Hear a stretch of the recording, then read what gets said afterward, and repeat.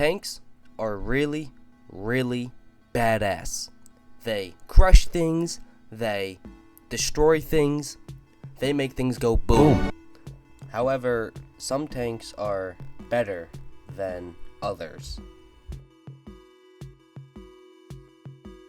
Anyways, the next kit we're building is a tank, and I made a TikTok a couple days ago, which, by the way, please follow my TikTok. I would really appreciate it. Anyways, I made a TikTok and I asked in the comments what I should build next, and there were a lot of comments.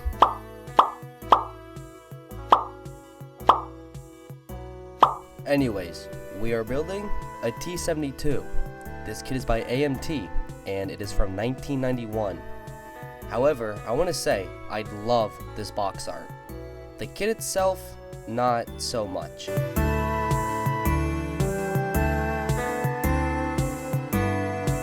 Taking a look at everything inside the box, the instructions seemed a little complicated, but once you really got into it, they weren't hard at all.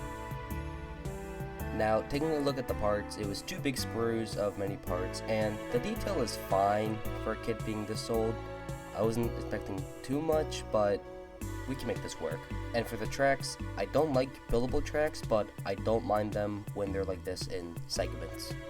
Okay, so getting started with the hull, I started putting on some of the pieces, notably this part on the front and then these side skirts.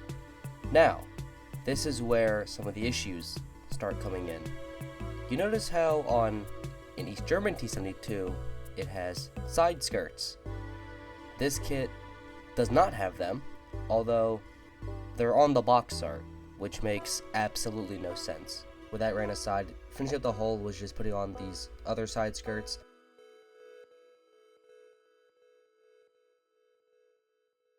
And then putting on the tow hook latches on the front. With the hull done, we can now do the turret. Now, tackling the turret was interesting. So, on most turrets, for tanks that I do, there's always pin marks or, little indent on where to put pieces. For this kit, that was just non-existent. So, I had to, by eyeball, kind of line up where everything went. Anyways, I got all the other components glued on, and you can see there are 2 indents actually, but they're only for the gunner's sight.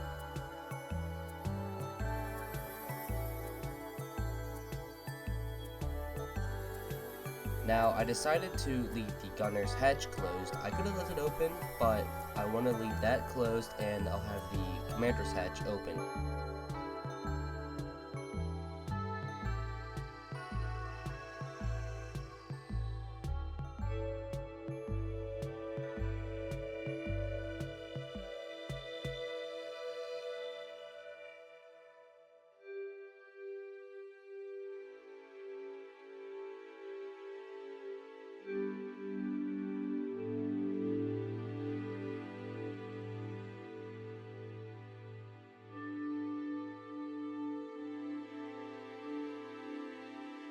Now it's time to get the turret all closed up, and the 2 halves for this turret actually fit pretty horribly.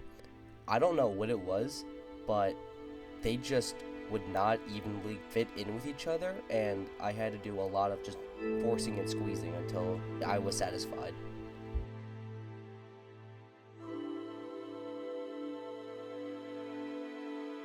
Finishing up the turret, it was time to put in the gun barrel, and this I just had to give it a tight squeeze, kind of force it in there.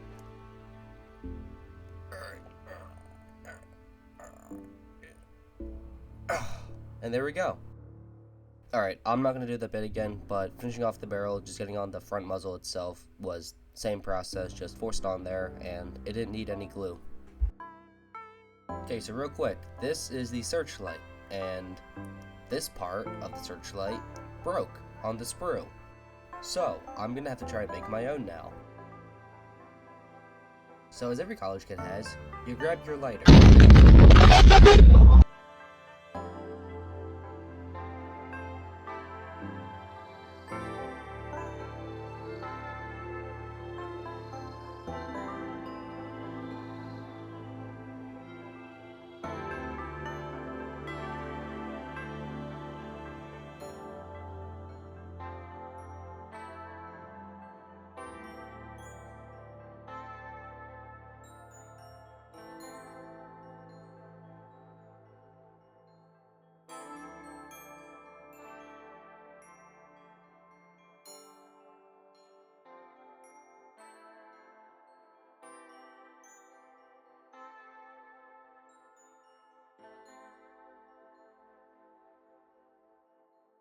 with that all done, I then took super glue and put a little bit on the searchlight part and then connected the new piece I created to that.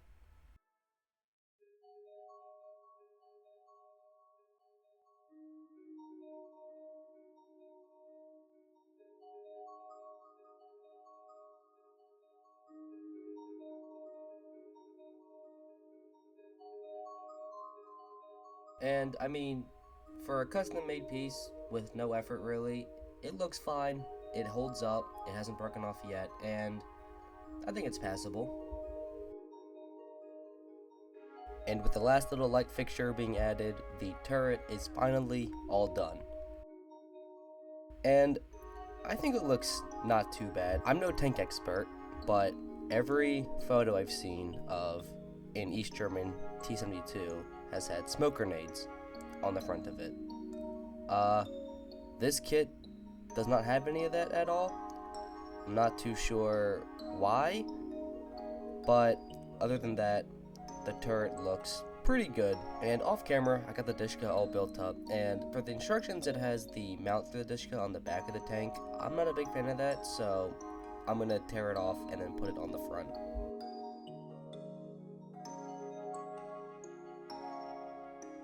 Alright, now it's time for my least favorite part about tanks, wheels. So, the wheels are simple. I kind of just overreact a bunch. For the wheels, you just take both halves, you glue them together, and that's all it is. So my plan for the wheels was to slightly glue them onto the tank and leave them on there for a little bit just for footage purposes.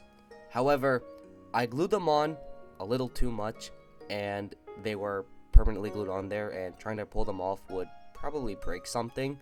So instead, I'll just leave them on there and I'll paint everything green, and then for the tires themselves, I'm gonna have to try and use just a thin paintbrush and just carefully paint around the wheel itself with Tamiya rubber black.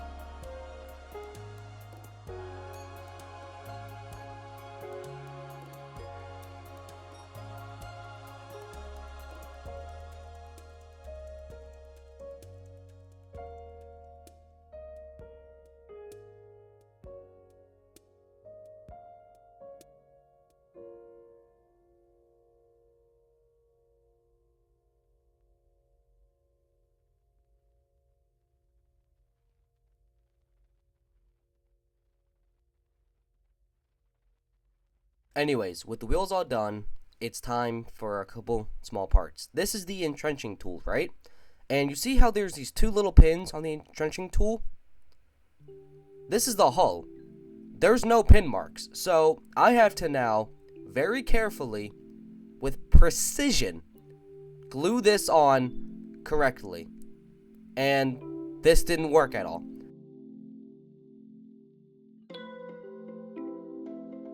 Okay, with that little spiel aside, it was time to now put on a couple small parts on the back, and then we can finally do one of my favorite parts of tank building.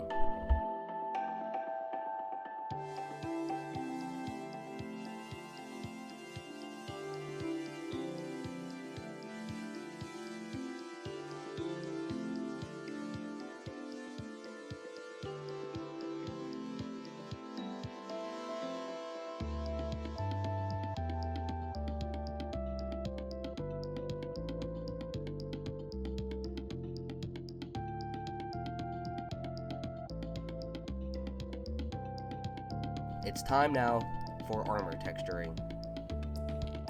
For armor texturing, I use my very clean bowl from the chum bucket, and I take some Tamiya thin putty, and then some Tamiya thin cement. With this, I just want to thinly lather this around on mainly the most armored parts of the tank, so the front, some of the top a little bit, just to make it look like it has that texturing on it, and a little bit around the sides too, not too much. I tend to not do too much on the back also. I probably should do more, but the main parts I focus on are the front of the hull and the turret.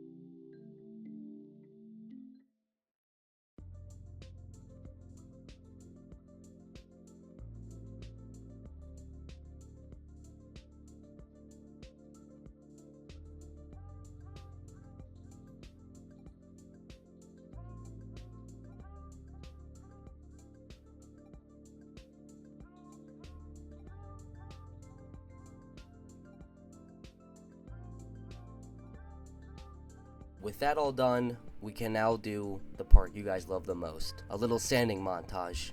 Push the fuck out! Do you?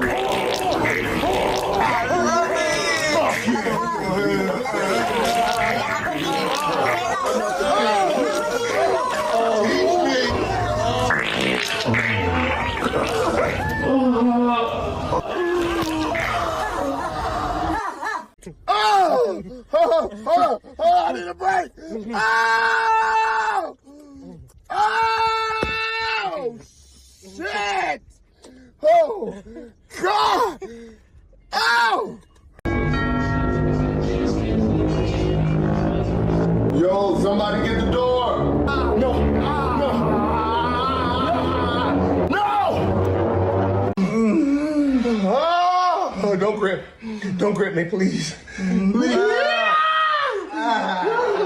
When I was done that, I took a little trip to the hobby shop, and I bought a couple cool things. I got this German ground crew set for a possible future build, and I also picked up this Soviet tank crew set, and I'm going to use one figure from this for my build. Now, this hobby shop had a lot of cool things, and I spent more money here than I wanted to. See this? Y'all see this motion?